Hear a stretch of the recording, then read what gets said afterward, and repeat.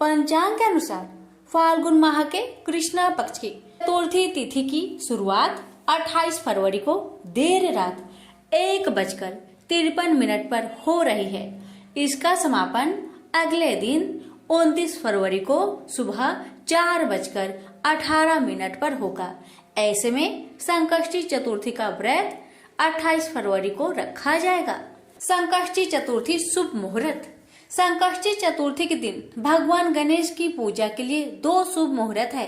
पहला सुबह 6:48 से लेकर सुबह 9:41 तक, वही दूसरा मुहूर्त शाम 4:53 से लेकर शाम 6:20 तक। इन दोनों मुहूर्त में भगवान गणेश की पूजा शुभ फलदायी होगी। वही अगर चंद्रोदय की बात करें तो 28 फरवरी को चंद्रमा का उदय रात 9:42 पर होगा। संकष्टी चतुर्थी पूजा विधि।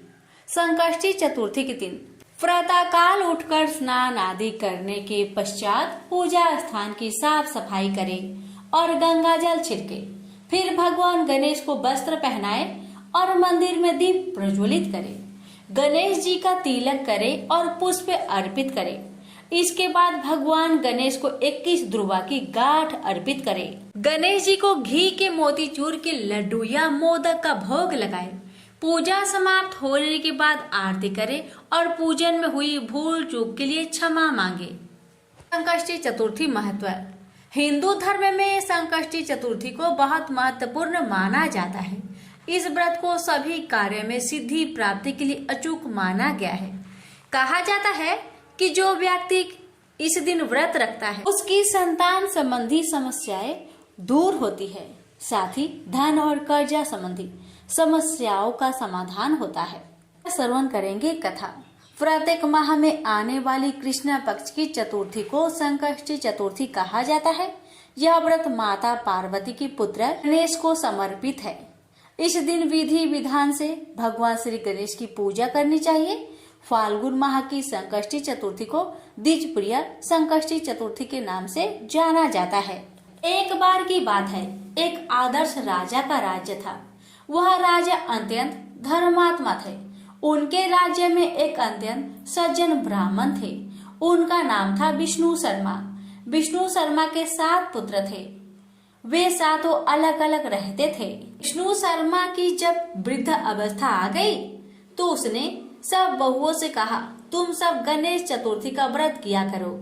विष्णु शर्मा स्वयं भी इस व्रत को करते थे। आयु हो जाने पर यह दायित्व वह बहुओं को सौंपना चाहते थे। जब उन्होंने बहुओं से इस व्रत के लिए कहा तो बहुओं ने आज्ञा न मानकर उनका अपमान कर दिया। अंत में धर्मनिष्ठ छोटी बहू ने ससुर की बात मान ली। उसने पूजा के सामान की व्यवस्था करके ससुर के साथ व्रत किया और भोजन नहीं किया। ससुर को भोजन करा दिया। जब आधी रात बीती तो विष्णु शर्मा को उल्टी और दस्त लग गए। छोटी बहू ने मल मूत्र से खराब हुए कपड़ों को साफ करके ससुर के शरीर को धोया और पोंछा। पूरी रात बिना कुछ खाए पिए जागती रही। व्रत के दौरान रात्रि में चंद्रोदय पर स्नान कर फिर से श्री गणेश की पूजा भी की, विधिवत पारण किया। विपरीत स्थिति में भी अपना धैर्य नहीं खोया। पूजा और ससुर की सेवा दोनों श्रद्धा भाव से करती रही। गणेश जी ने उन दोनों पर असीम कृपा की।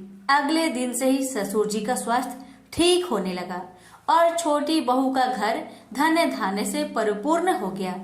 फिर तो अन्य बहुओं को भी इस प्रसंग से प्रेरणा मिली और उन्होंने अपने ससुर से क्षमा मांगते हुए फाल्गुन कृष्ण संकष्टी गणेश चतुर्थी का व्रत किया और साल भर आने वाली हर चतुर्थी का व्रत करने का शुभ संकल्प लिया।